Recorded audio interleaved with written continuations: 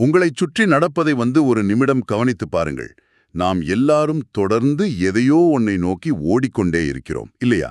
ஆமா, ஏதோ ஒரு தேடல் இருந்துட்டே தான் இருக்கு எல்லாருக்கும். கரெக்ட். அதாவது ஒரு நல்ல வேலை கிடைத்தால் அல்லது ஒரு புது கார் வாங்கினால் நம்ம வாழ்க்கை முழுமையாகிவிடும், நிரந்தரமா மகிழ்ச்சியாகிடுவோம் நம்புறோம். ஆனா நிஜம் அது இல்லைங்கிறது தானே உண்மை. கண்டிப்பா. நாம் தேடும் மூக்கு கண்ணாடி நம்ம முகத்திலேயே நம்ம கண்களுக்கு மேலேயே இருக்கு. ஆனா அதை உணராம வீடு முழுவதும் தேடி அலையவும் தெரியுமா? அது போலதான் நாம் தேடும் மகிழ்ச்சியும் இருக்கு. ரொம்ப அருமையான ஒரு உதாரணம் இது. இன்னைக்கு நீங்க எங்களுக்கு அனுப்பி வச்சிருந்த ஜேம்ஸ் ஸ்வாட்ஸ் எழுதிய மெடிடேஷன் இன்குவைரி இன்டு தி செல்ஃப் அப்படிங்கிற மூல பதிவுகளை வச்சு ஒரு ஆழமான அலசலை உங்களுக்காக ஆரம்பிக்க போறோம். நீங்க அனுப்புன இந்த குறிப்புகளை படிச்சப்போ எனக்குள் எழுந்த முதல் எண்ணம் என்னன்னா, இந்த தேடல் எவ்வளவு அடிப்படையானது அப்படிங்கிறது தான். மகிழ்ச்சிங்கிறது நாம் வெளிய உலகில் தேடி அடையும் ஒரு பொருள் கிடையாது.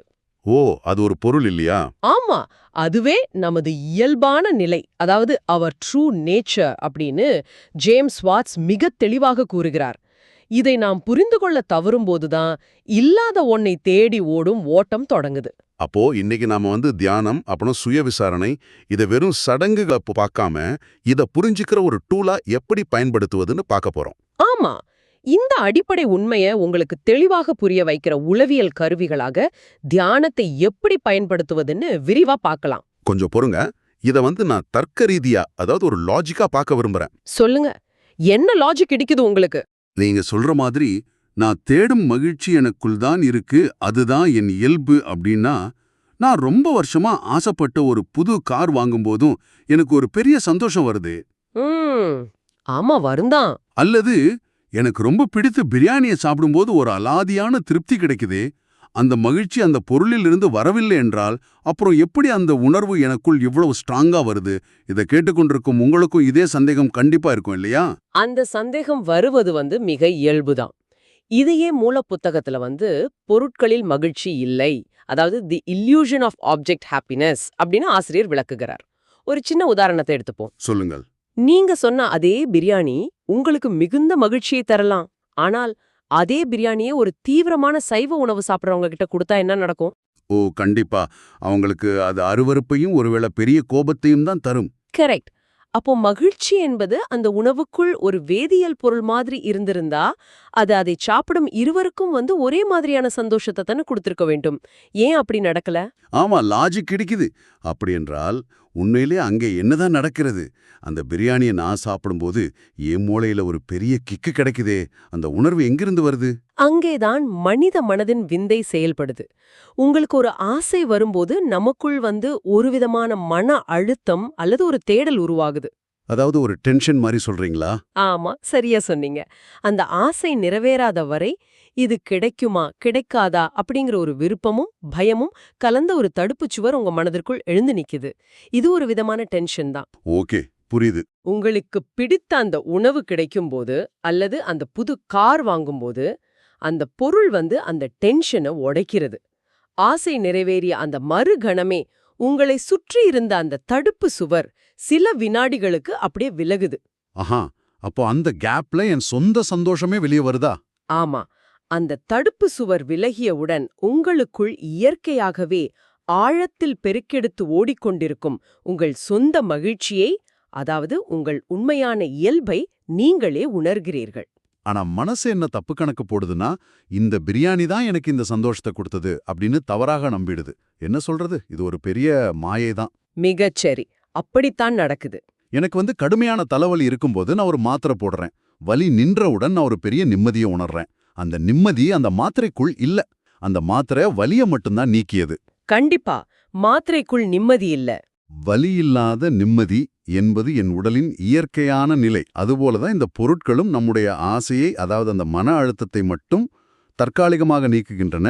நிம்மதி எனக்குள் இருந்து தான் வெளிப்படுது. அப்படிதானே? அந்த மாத்திரை உதாரணத்தை அப்படியே இந்த மன அழுத்தத்தோடு பொருத்தி பார்க்கலாம். ஆனால் இதில் இருக்கும் மிகப்பெரிய சிக்கல் என்னவென்றால், பொருட்களால் கிடைக்கும் இந்த தீர்வு மிக மிக தற்காலிகமானது. ஆமா, ஒரு ஆசை நிறைவேறின உடனே இன்னொரு ஆசை வந்துடுமே. அதான், அந்த மாத்திரை வேலை செய்து முடித்தவுடன் மனம் நிரந்தரமா அமைதியாகி விடுமா? அடுத்த சில நாட்களிலோ அல்லது மணி நேரங்களிலோ மீண்டும் வேற ஒரு பொருளின் மீது ஆசை வந்துவிடும். மீண்டும் டென்ஷன், தடுப்புச் சுவர், மீண்டும் தேடல் தொடங்கும். இது ஒரு முடிவே இல்லாத ஓட்டப்பந்தயம்தான். அதனாலதான் இந்த தற்காலிக தீர்வுகளை விட்டுவிட்டு மனதின் உண்மையான இயல்பை நிரந்தரமாக புரிந்து கொள்ள நாம் தியானத்தை நோக்கி நகர வேண்டியுள்ளது. தியானம் என்ற வார்த்தையை கேட்ட உடனேயே எனக்கு இன்னொரு விஷயம் நினைவுக்கு வருது.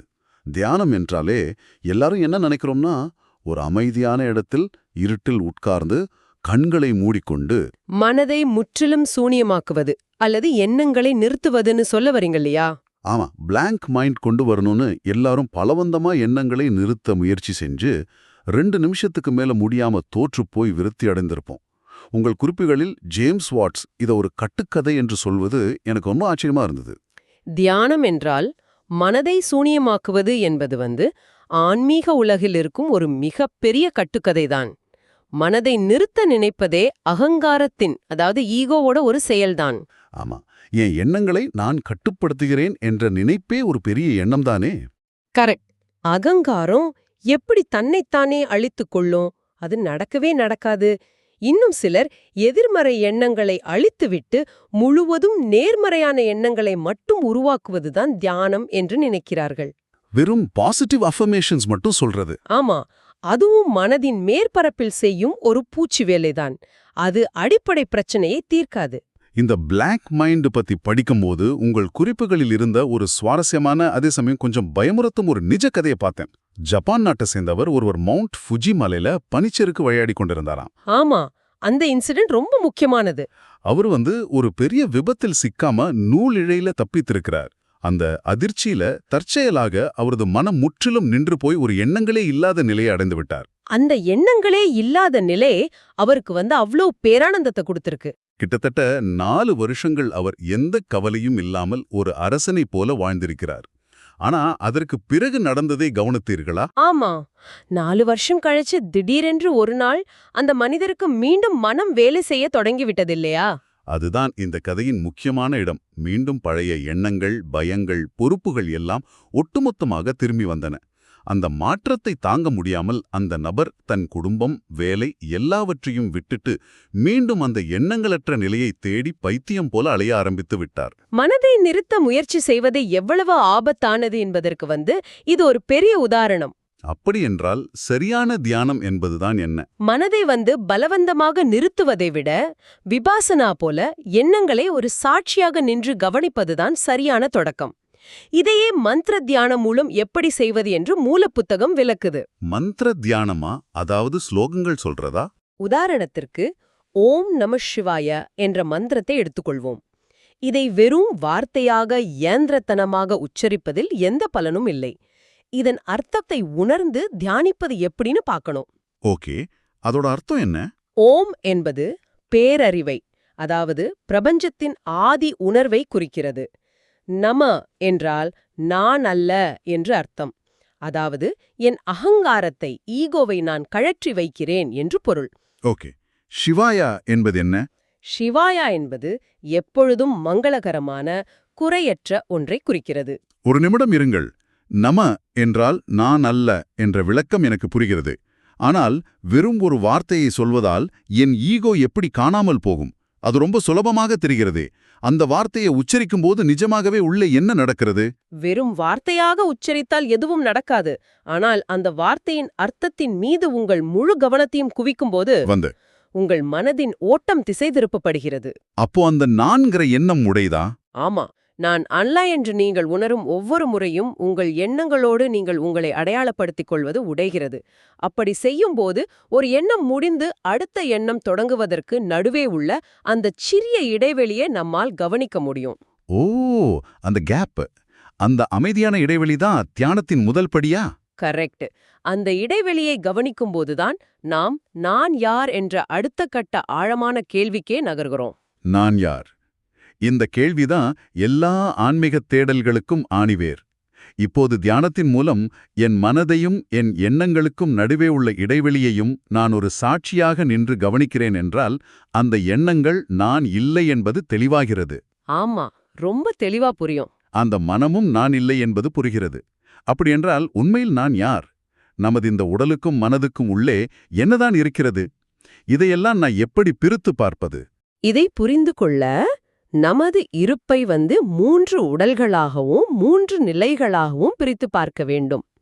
நாம் தினமும் கடந்து செல்லும் 3 நிலைகள் விழிப்பு நிலை, கனவு நிலை மற்றும் ஆழ்ந்த உறக்க நிலை. விழிப்பு நிலைன்னா முழிச்சிட்டு இருக்கிறதா? ஆமா, விழிப்பு நிலையில் நாம் நமது பருவுடலையும், அதாவது இந்த இயல்பியல் உடல், நமது ஐம்புலன்களையும் பயன்படுத்துகிறோம். தூங்கச் சென்று கனவு காணும்போது இந்த வெளி உடல் வேலை செய்வதில்லை. ஆனால் நமது நுண்ணுடல் ஒரு புது உலகத்தையே சிருஷ்டித்து அங்கே வாழுது. நுண்ணுடல்னா நம்ம மனம், புத்தி அப்புறம் அகங்காரம் தானே? ஆமா, சரியா சொன்னீங்க. ஆனா கனவும் இல்லாத அந்த ஆழ்ந்த உறக்க நிலை இருக்கிறது பாருங்க. அங்கே உடலும் இல்லை, மனமும் வேலை செய்யவில்லை. நான் ஆணா பெண்ணா, பணக்காரனா ஏழையா என்ற எந்த ஈகோவும் இருப்பதில்லை. எந்த எண்ணமும் செயல்படாத அந்த ஆழ்ந்த உறக்கத்தில் நான் ஒரு எல்லையற்ற ஆனந்தத்தை உணர்கிறேன், அப்படிதானே?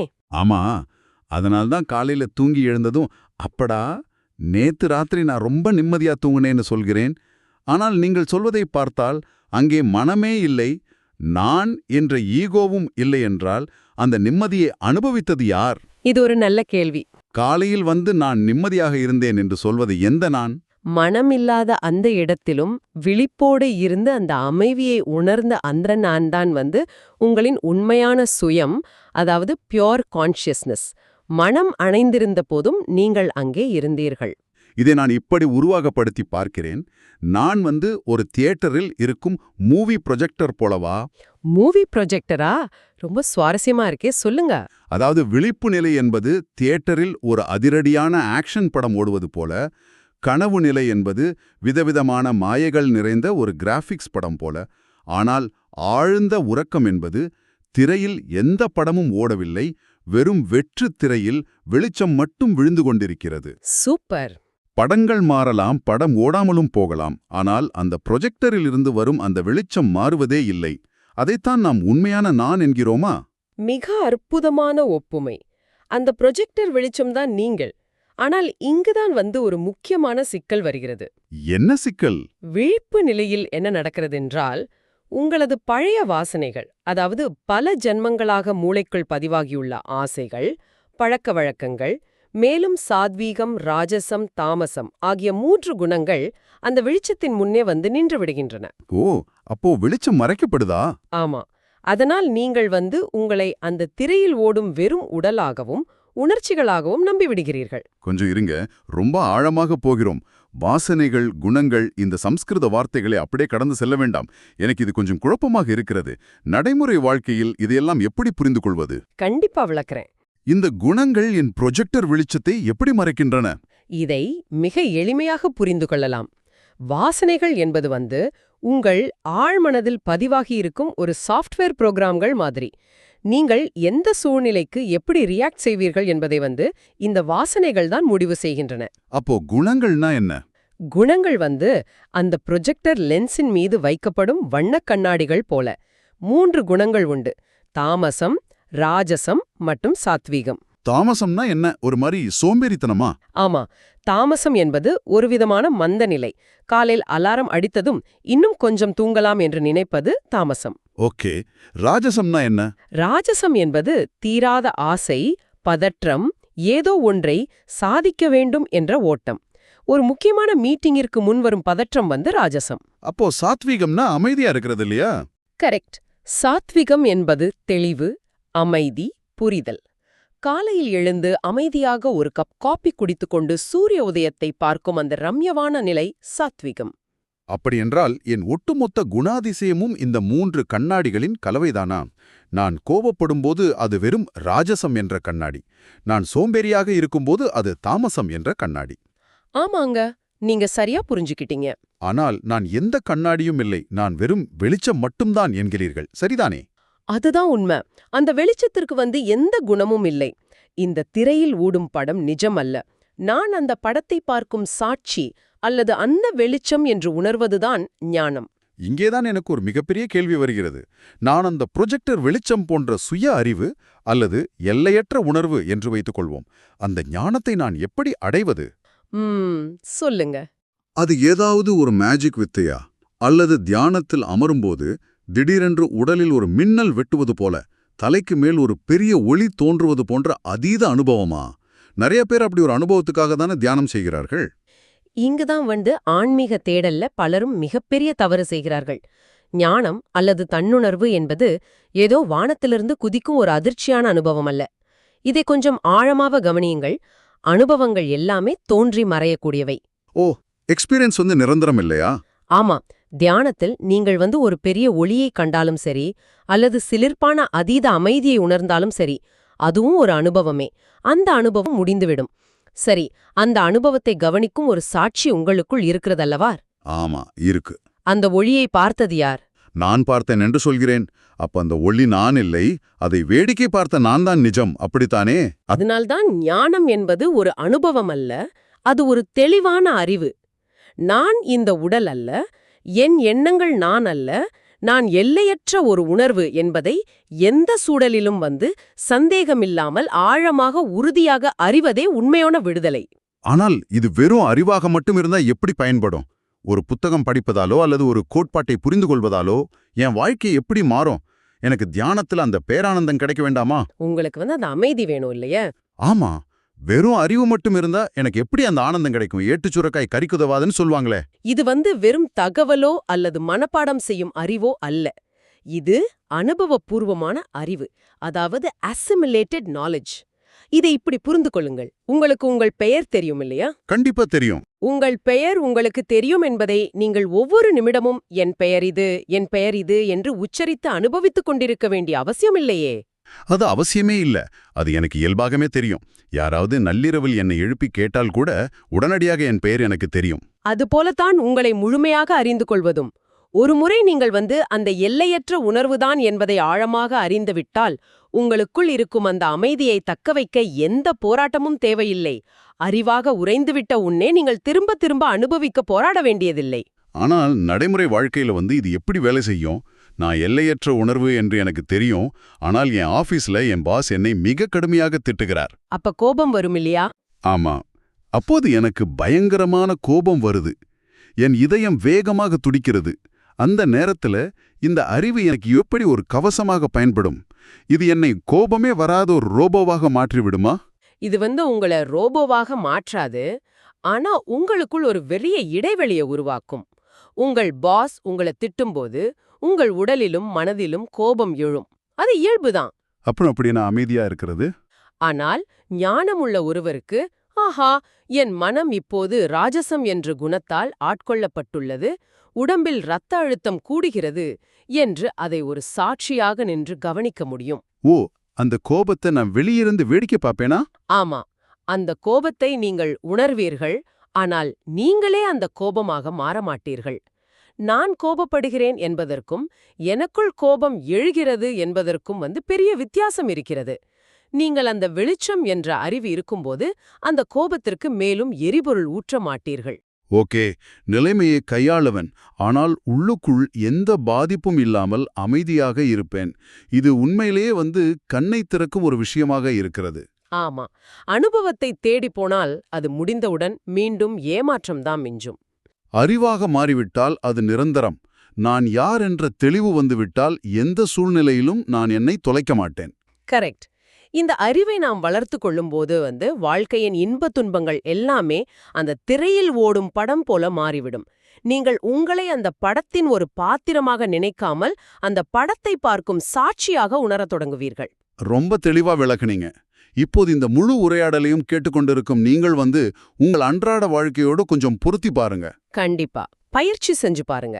அடுத்த முறை நீங்கள் கடுமையான போக்குவரத்து நெரிசலில் சிக்கித் தவிக்கும் போதோ அல்லது அலுவலகத்தில் யாராவது உங்களை கடுமையாக கோபப்படுத்தும் போதோ உங்களுள் எழும் அந்த கோபத்தை அல்லது எரிச்சலை கொஞ்சம் விலகி நின்று கவனியுங்கள். ஆஹா, எனக்குள் கோபம் வருகிறது என்று ஒரு சாட்சியாக நின்று பாருங்கள். அப்போ அந்த மாற்றம் உங்களுக்கு புரியும். அந்த கோபத்தை கவனிக்கும் சாட்சி நீங்கள் என்றால் அந்த சாட்சிக்கு எந்த கோபமும் இல்லை, எந்த வாட்டமும் இல்லை, எந்த பதற்றமும் இல்லை என்பதே அந்த நொடியை நீங்கள் உணர்வீர்கள். அந்த தேடலை உங்களிடமே விட்டுவிடுகிறோம்.